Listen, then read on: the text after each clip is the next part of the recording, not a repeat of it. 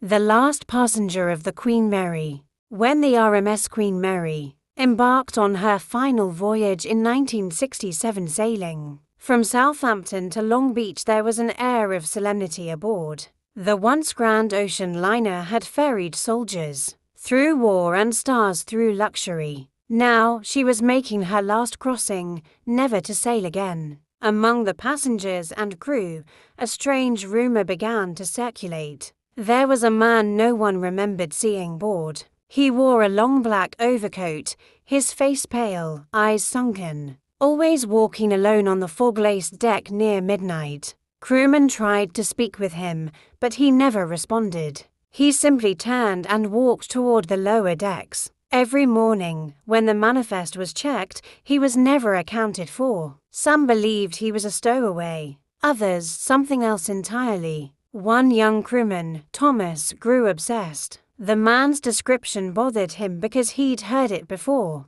During training, he'd been told the ship's most haunted spot was the engine room, specifically watertight door number 13. Years ago, a maintenance worker had been crushed to death during a routine drill when the heavy door sealed shut too soon. They said he was still seen at times wandering, lost, silent, and the old man matched his description exactly. On the final night at sea, the ship was quiet, the waves calm. Thomas waited outside the engine room, clutching his flashlight like a weapon. Just before midnight, he heard slow footsteps echoing down the hall. The temperature dropped. He saw his breath in the air. Then the man appeared just as before, walking calmly toward door 13. Thomas called out, "Sir, you can't be down here." The man turned. His face was gaunt, eyes hollow, mouth slightly open as if trying to speak, but only a low hum escaped.